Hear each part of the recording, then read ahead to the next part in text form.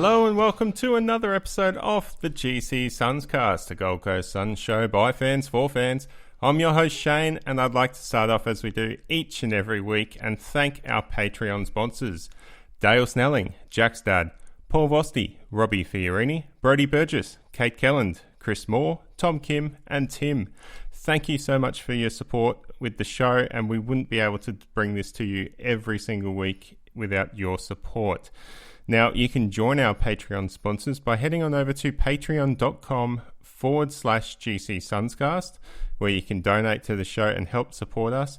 Otherwise, head on over to YouTube, Facebook, Twitter, Spotify, wherever you like to get your podcast from. Like, subscribe, and review the show to help more people find our GCSUNScast community. Now, last episode, we had a bye last week, with the Gold Coast Suns taking a bye and then coming back last Wednesday to play Brisbane. So I took the time to have a week off, have a bit of a breather. And prior to that, we had one of our Patreon sponsors, Paul Vosti, join us on the show and give us a great insight into his views with the Suns and what it means to him to be a Suns supporter. This week, I'd like to welcome to the show another Patreon sponsor, Brodie Burgess. Welcome to the show, mate. Thanks, mate. Yeah, it's good to be here. So, you've been a Patreon sponsor helping us out since August 2019, so really appreciate that, first of all. And I'd like to know, where does your journey with the Suns begin? What did you grow up supporting another team and decide to switch to the Suns, or have you just decided to jump in, follow AFL and follow the Gold Coast Suns from the start? Just like you, mate, I was a Crows fan before being a Suns fan. So my parents being Adelaide people, they moved up to Brisbane, and I'm a first-generation Queenslander, and I sort of, like, even though I loved the Crows, I never felt really like they were my team or represented my community. So when the Suns came in, and I went and saw, I think back in 2010, I went and saw a VFL game, Suns vs Casey Scorpions, and at Broadbeach, and it was Carmichael and Nathan Ablett waltzing around, and I just was hooked from then on in. I fell in love with the community and the players and the club. Wow, that's really eerie that we've followed such a similar path to the Suns, because I've obviously come from Adelaide. How old were you when you moved up here to Queensland? I was born here, but okay. My family was South Australian, and I sort of didn't even know that like rugby league even existed until I went to primary school. It was just all AFL from the get-go. Yeah. Well, I had the luxury of living in Adelaide, or I don't know if you'd call it a luxury anymore, but I was there till I was about 10 years old, so I did grow up madly as a Crow supporter. But moving up here and going to the primary school system up here, suddenly AFL is the worst thing in the world, so I pretty quickly stopped paying attention to it. I think I held on for an extra couple of years because it was in that 96-97 era when the Crows went on to the flag. But shortly after that, I probably stopped paying attention to football in general. And I jumped back on, I think, on the Crows in the mid-2000s when they started coming good again, played some finals. And after that, the Suns were announced to come into the side. I wasn't sure about supporting North Melbourne when they were touted to come to the Gold Coast, but I could fully get on board with a local home-brewed side that I could support because it's a huge difference supporting a team that's local and that you've got a connection to. I probably would have been at that Broadbeach VFL game as well. I do remember going to that one. So I was really keen to see Nathan Ablett and see what he could do for the Suns. Yeah, from memory, I think he was a bit sluggish. I think he put on a bit of weight since leaving the Cats. But it was really good to see them have a hit out. And and I remember going to a couple of North Melbourne games when they were playing at the old Carrara Stadium as well. And that was a bit of fun. And being a Crows fan, I think they played them a couple of times there as well. Yeah, they do. I've got a funny story about that. because I used to go to footy with my old man, and we went to an Adelaide North Melbourne game. I don't know what year it was, but Glenn Archer was still playing.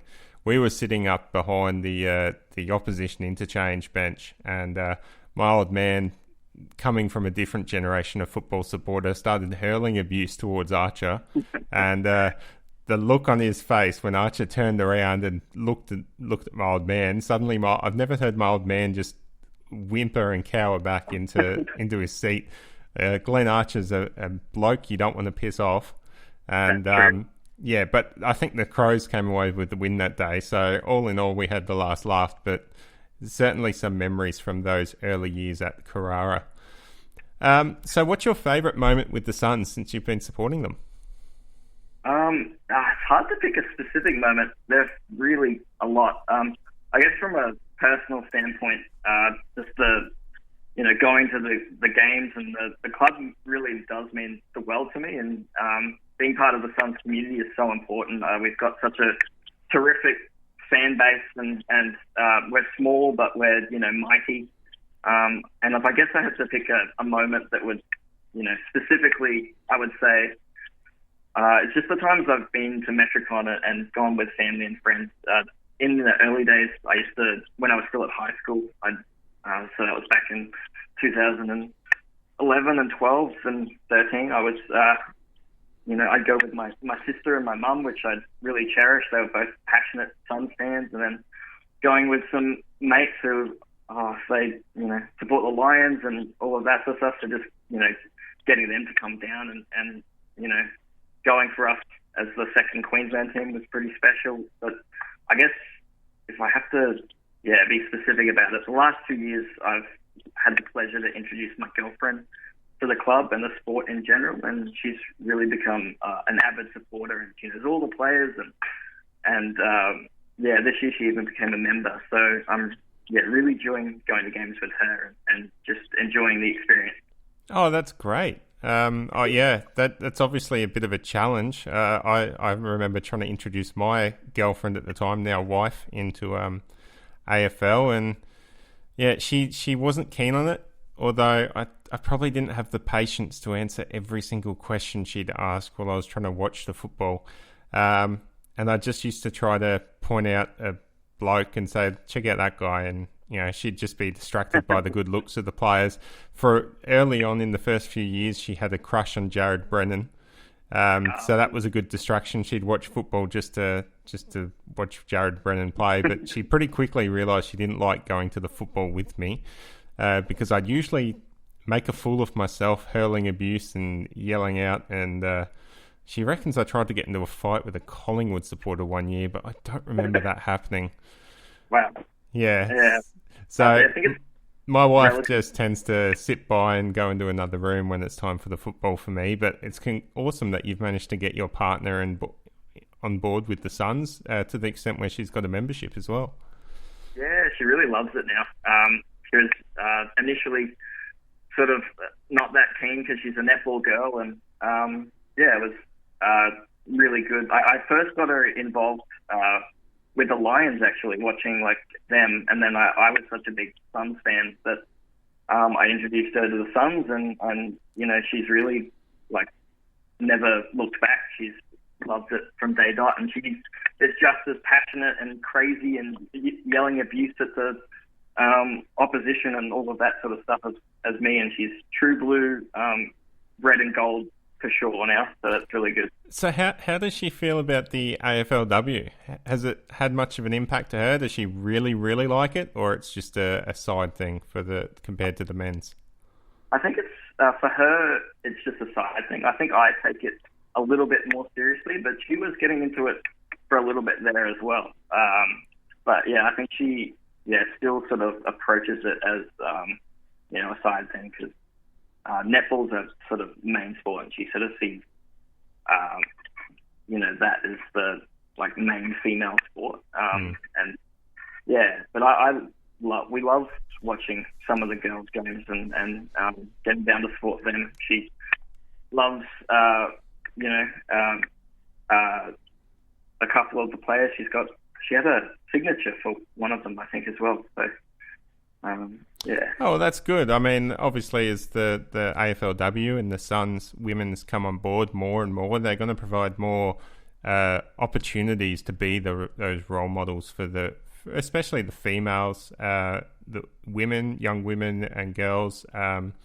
And I think they've earned a lot of respect from the male side of the industry, just seeing just how they go about their football.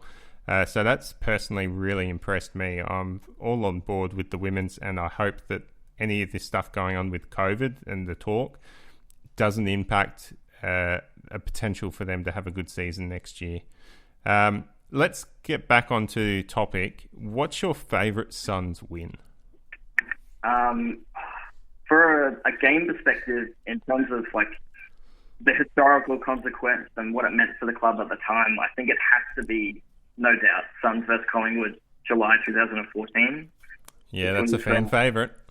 Yeah, I think I'm surprised that it's a fan favourite, but because it was, I think at the time it was the biggest club in the land versus a small club in its infancy. And looking back at it now, I think, particularly for fans, I think it's easy to get a sort of nasty taste in the mouth when remembering the game due to all the players that we've lost and how we progressed after that game. But at the time, it was an incredible win. I mean, looking back on it, our leader, who was, I think, the best player in the game and the best player of all time, in my opinion, Gary Ablett, went down, and our young boys still stood their ground and fought out a tough win. I was sitting there with one of my best mates in amongst a sea of relentless Magpie supporters, so it was very satisfying to get the win, that's for sure. It would have been, absolutely.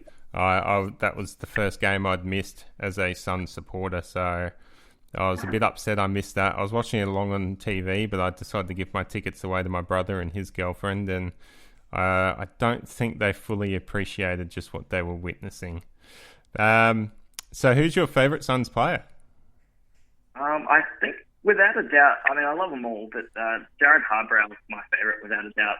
I don't think anyone embodies the club and all its sort of young, inspirational spirit like Harbrow does. He's sort of the silent heart and leads the club on and off the field with an immense pride.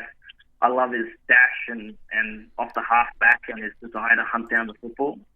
I think he rushes his kicks a bit too much, makes some silly angles on occasion, which I think was evident from last night as well. But his off-the-field leadership and support of the other Indigenous players in particular, and a member of the community, I think it's second to none in AFL. I'm immensely proud to have him in the Gold Coast community. Yeah, I can't argue with Harbrow as a favourite son. He's been there from the start and probably been one of the shining lights of the history of the Gold Coast Football Club. But yeah, it does bring into a contentious point of view that it might be time for Harbrow to hang up the boots this year. What do you say to those people? Do you feel like they've got some sort of merit with Harbrow, or do you think that he's just having a bit of a rough patch and he's still got plenty to give to the club? I think he's still got plenty to give. I think if we could enter a situation where, the salary cap is up in the air, we're not really sure how it's going to go next year.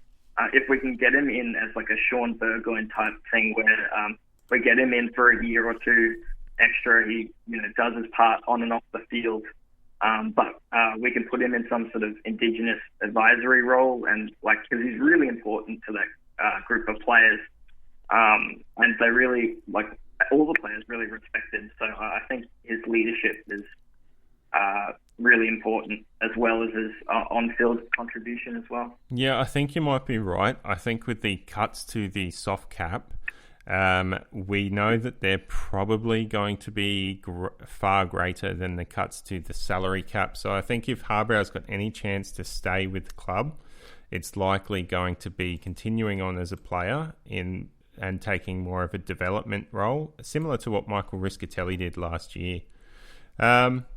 All right, so season 2020, what have your thoughts so far about the Suns' chances? Did you come into the season thinking we were going to push for finals, or were you hoping for just the percentage booster or competitiveness? What about season 2020 were you looking for? and have the Suns achieved that this year and impressed you? I think I always come into the year with like a sense of like incredible optimism, and I think most years I get quite a reality check quite early. But I think I was really impressed with some of our performances and our ability, I think, to play Gold Coast footy, which I sort of define as, tough, relentless, flashy when it needs to be, but ultimately aggressive at the football. And I think I was, I think that was really shown on field this year, which has really impressed me, and I'd give it a pass mark for sure. I mean, I would have. I think at the start of the season, I mean, I could go back and listen to the podcast and see what I say, but I'm not going to do that. I just can't be bothered. Look, I think at the start of the season, I would have had 6 to 8 wins as what I expected us to get. We are currently sitting on, I believe, 5.5. So if we were to get a win against Hawthorn this week, that would be the 6.5 wins. I'd take that. That's about what I expected. And the pleasing thing about our season so far is our percentage. We've gone from a 60 percentage last year up to high 90s. And for a majority of this season, despite it being condensed, we've had about 100%. It's been up around that mark. So, no, I'd take that on board. We've had a lot of disappointing games this year, such as obviously the Brisbane game from last week. There was the Carlton game, which you could argue was because of the fixturing issues. But we've had a lot of disappointing games. But I think overall we've been quite competitive in pretty much every game. We've been in a winning position in 90% of those games. And I think the Suns as a whole have just developed so much more. I've criticised Stuart Dew this year and the coaching the selection committee for not rotating players enough. Now, I still think they should have. I'm not going to back down from that. I still think they should have rotated players, given players like Brodie, Fiorini, Peter Wright, and some of these other guys going through the reserves a chance to come in and sort of rest bodies, and so we're not exhausted. But I'm starting to see the benefits of what their goal was to. I'm losing my train of thought. Starting to see the benefits of what they were doing with keeping this group playing football together. And, I mean, you look back at it. Let's take our backline, for example. Ballard, Collins, Butterick, Bowes. Help me out. I'm going blank. Did I say Collins? I believe so, yeah. Anyway, so our backline, I think Lukosius is in there too. I'm losing track. Our backline, up until this season, I don't think any of them had been playing regular football in the backline together. Bowes is only new to the backline this year. Butterick's new to the backline this year. Ballard's been a mainstay. Collins was injured for a large portion of last year. Lukosius only switched into defence halfway through last year. So this has really been their first full season of gelling together, and they've done incredibly well holding up and propelling our club forward. We've discussed in previous episodes our midfield talent with Matt Rao obviously taking the world by storm early in the season. Hugh Greenwood, I've been saying from the moment I first saw him play in Suns colours, just how much of an impact he was going to have for our club, being able to withstand tackles. So we've seen huge developments and benefits from the way the club's been playing and the decisions they've made. So I'm just going to back the club in. The whole Dean Solomon stuff is another issue. I think we're at the stage now where the club's all in on Stuart Dew and what he can bring for the club. We've just got to back that in. We can't go in half-cocked. We've just got to throw all the eggs in the basket and just make sure we're riding the wave, because I guess if you're not going all in, then you're not giving yourself the best chance of success. I think that's 100% right. I don't think I could have said it better myself. I think we've made the mistake as a club in the past of sort of rushing too early on these sort of decisions and sort of over exaggerating where the club's at. But I think we've got to stick to course, and I think what you said about our backline before is really good, that they're getting a lot of continuity with their game. I've been really impressed with Bose going back there. He's playing a sort of Hodgie type role, where he's just sort of that sort of gruntish type player in the back line. And Ballard has been super impressive. And Collins, we really don't even need to say anything about him. He's just been superb all year for someone who was delisted and put on Wirraby's VFL list. And to us to get him was just an absolute treat. And he's been great. So I think you're 100% right. We've just got to stay the course. And we've got such a young side that I think, all of the issues that we have really are sort of skill-based, and I think that'll come with time. Yeah, and I think also the big issue is decision-making as well. We saw last night in the Collingwood game, and even in the Brisbane game the week before, just the ability to make the correct decisions isn't always there for the club. So many times we'll see players overuse the ball and give it to a player that's in a worse position, with a bloke breathing down his neck. We've just got to hope that this stuff comes with more experience of playing together as the coaching staff drill into these players what they're expected to do. I think our entries into the forward line is a big concern, and I figure that's going to be the next step. We saw last year they focused on defence. I think this year it was a huge focus on the midfield. And next year, I think it's going to be a huge focus on the way we get the ball into the forward line. So expecting good things from the club next year. And I guess if we're going into 2021, I'm going to be saying, all right, I'm expecting the club to get probably 9 to 10 wins next year, which would be pushing up the case of a finals. That is probably dependent on how many games we play next season. I'm a big fan of the 17 games, a huge fan of it, and I hope it continues. What's some of your favourite rule changes that the AFL has brought in this year? Well, I think in terms of rule changes, I'm sort of a traditionalist. I don't really like changing the rules. I like the sort of old-fashioned. I think I dread when the media talk about decreasing the interchange cap or change sort of rules to encourage high scoring. I'm really a big fan of how intelligent you have to be and how in AFL footy where it's sort of you've got to outmaneuver the opposition sort of strategy-wise, and I think AFL is a very similar game to cricket in respect. It's a brutal sort of tactical sport and a war of attrition, and I feel like if we change too many rules, we could lose that. And some of the proposed rule changes I really struggle to get behind. In saying that, there's no harm in trialling new rules in pre-season games if they think that's necessary. Well, I think it's been you've probably got to hand it to the AFL. It's probably been a bit of a success this year. I know probably the shorter quarters has been the biggest thing people have had trouble getting their heads around. But, I mean, we've got a bloody night grand final this year in Queensland, of all places. So that's just crazy. My football this year, mate. Yeah, we've got I think the 17 games, playing every team once. I think that's good because I think as Suns fans anyway, by this time of the year, we're suffering burnout.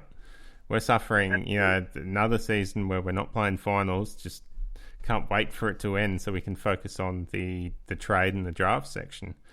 Not sure how I'll feel about a 17-round season if we're pushing to play finals, but I got to say I'm probably a fan of it. I think it's going to make life a bit more interesting and not drag out a season. I don't know if this is sort of new info.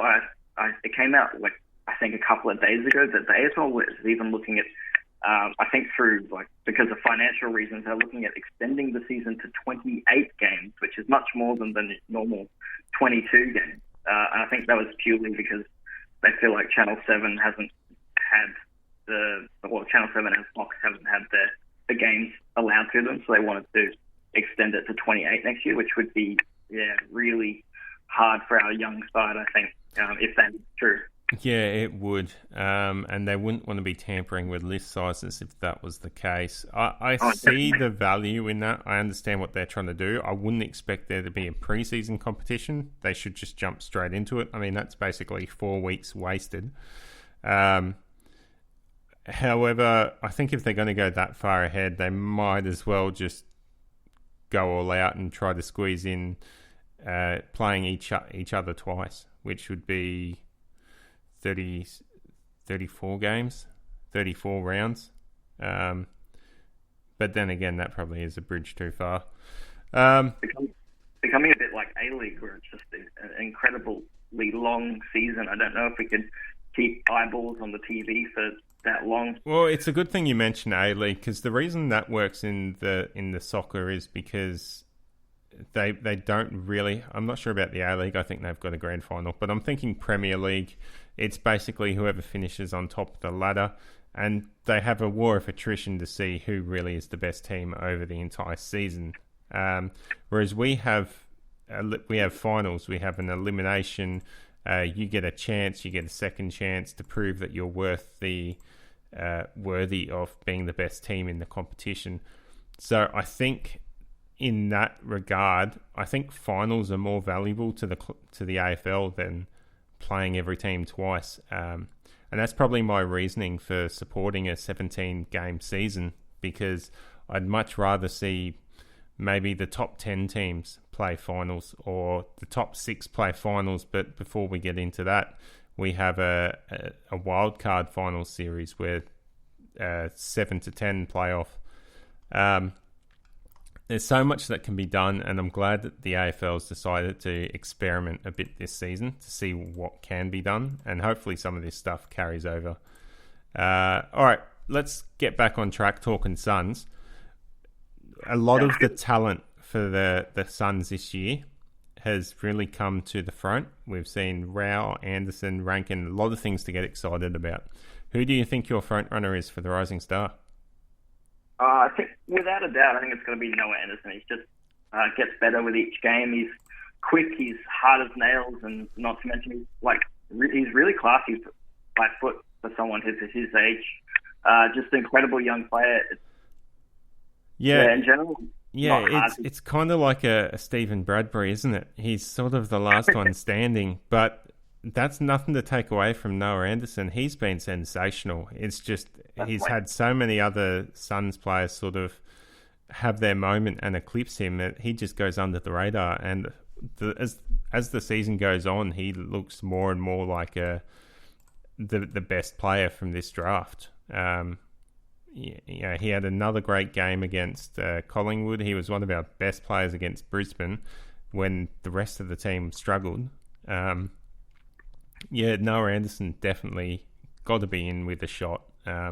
I think obviously his main competitor is going to be Caleb Sarong, and I probably need to do my research on Caleb Sarong in time for next week, and we'll figure out whether Noah Anderson can really push his case. Now, trade targets for next season. The club was looking at Brad Crouch last year, but that became too hard. Do you think they still target someone like Brad Crouch if he's on the free agency market? Or do you think we look to fill another position, maybe a key defender to replace Rory Thompson? I think Brad Crouch would be quite a good pickup. I think we do need to bolster our midfield a little bit more. But I've heard reports that Brad Crouch might be entertaining an offer from Geelong. So because he's good mates with Patrick Dangerfield, obviously, so we might have missed out there. But I think ideally our midfield and perhaps, as you said, a key position backline player, a mature player that can, really sort of act as a general down there. I mean, Collins does that as well, but I think we are missing a few links in sort of the midfield to backline area. Yeah, no rumored link, no players rumored or linked to the Suns that fills that sort of mould yet. We've had Nathan Broad discussed, but I don't think he plays that key forward. He's more of a mid to small sort of rebounding defender. Our last guest, Paul Vosti, had the really good idea of Darcy Moore from Collingwood, and we saw just how damaging he was and how effective he was last night against the Suns. And if the Suns could persuade him to come up here, that would be an absolute coup for the club. Another player that's come to mind in the last few days, Jake Carlisle from St Kilda. Certainly a talented AFL footballer, but he seems to have some attitude issues which might hold him back a bit. Do you think Jake Carlisle is someone the club should look at? Yeah, I think so. I'd give it a look for sure. I don't know if I'm too concerned with our behaviour. We have to be careful because we have had culture issues in the past, and I think the culture we've got now is really important and really well done. But I think that, particularly with younger players, it can often just be a matter of time before they sort themselves out. So hopefully that's the case, and I'm certainly willing to entertain any offer from anyone that's wanting to come up here and be a key part in some success. Yeah, well, hopefully with the AFL being played on the Gold Coast, more people enjoy the climate, more people enjoy what the city has to offer, and more players come to the club looking for a getaway, really. Now, before we jump into the match reviews, we'll touch on that stuff, but I want to talk about some of the news that's dropped in the last week and a half, 2 weeks. Connor Buderick has re-signed, which is fantastic. Star player for the club. We've heard all the talk about Rail and Anderson re-signing. This week it's our next best selection in Connor Buderick, so it's good to have him on board. Hanley has retired from the club, so that's a shame, but he's retired effective immediately.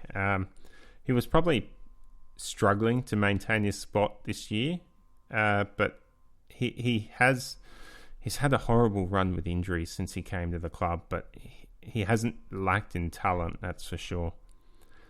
And the Suns have eclipsed their members' record of all time with 16,236 members.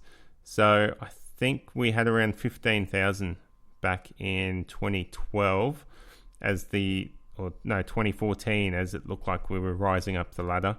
So good news there for the football club, and they've really pushed those memberships and done really well.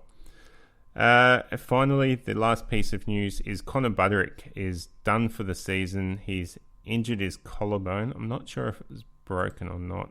I don't have that page up in front of me.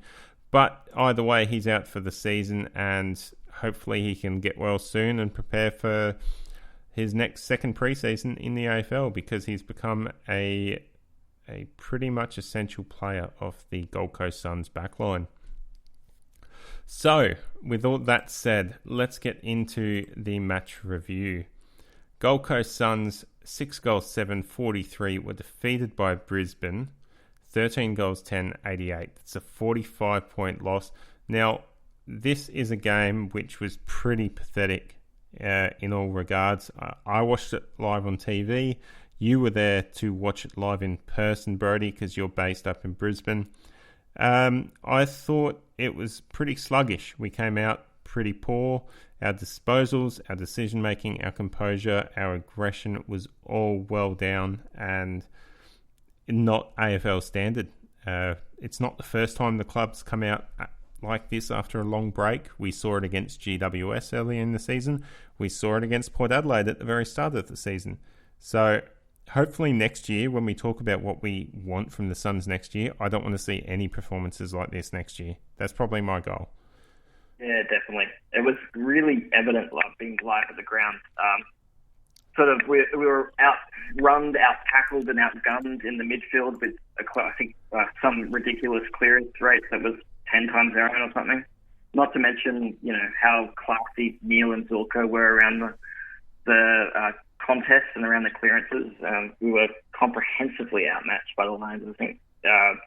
In most metrics, though, I think we were pretty even. Our disposal efficiency in inside 50s and pressure acts were pretty even. I think we even dominated the hit-outs thanks to Witsy in ruck, who's had a great season, as he usually does. And I think where we were really damaged was cut up in the contest, particularly in stoppage clearances, which I think indicated more of a developed structure from the Lions and their ability to win the ball.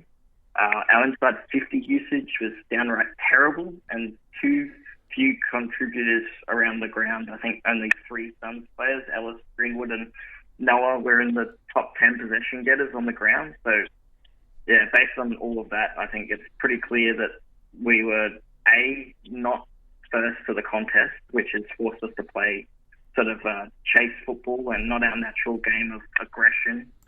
And, 2, while our pressure acts were equal of that of Lions, I think we clearly didn't handle our own medicine very well. We fumbled under pressure and I think 3 Lions were just so classy and skillful that even though we had similar mistakes and turnovers, the Lions were just much better at making us pay for our mistakes. We clearly just we couldn't, match them in the midfield, and that was really disappointing to see. Yeah, that's where we lost it right from the start, wasn't it? You've done a really good analysis there. It basically was that midfield. It was Zorko, it was Neil, it was Robinson. They were all getting on top of the Suns in that middle.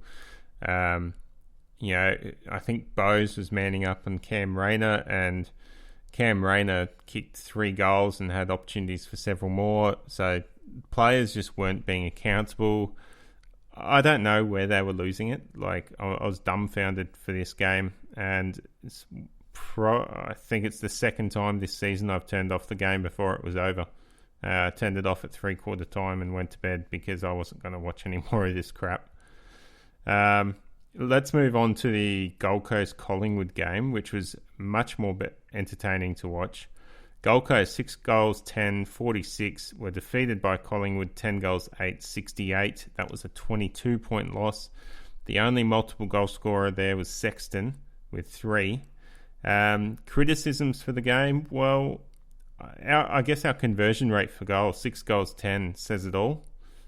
Even kicking two of those goals would have got us a lot closer to Collingwood than the 22 points that we lost by. And I don't like singling out a single player, but the lack of awareness that Holman showed in that third quarter directly resulted in us not being able to kick a goal, and then Collingwood going down the end and kicking one. So it was a classic 12-point play right at a crucial time where I think the Suns were about to get some momentum. And something like that just kills you. I mean, Holman had no reason to play on from the goal square, but for some reason, no one was talking to him, or he wasn't aware that there was a player breathing down his neck. So I think in that instance in particular, I think that was at the end of the third quarter, and if we'd kicked that, we would have gone into the last change with a goal up or something like that. Yeah. And that really could have turned the tide. We really could have set this sort of standard when we came out on the last break. So it was really disappointing to get that and it'd be turned around for a Collingwood goal in particular. Yeah, we would have gone into that quarter 1 point up. Instead, we went into that quarter 11 points down. So huge difference, huge change in the momentum of that game. And Holman's got to do better than that. He's an experienced body in that side. We were really unlucky with Sean Lemons, who got injured very early on in the game. Hardly took part in it. He's got a horrible history, Sean Lemons, with injury.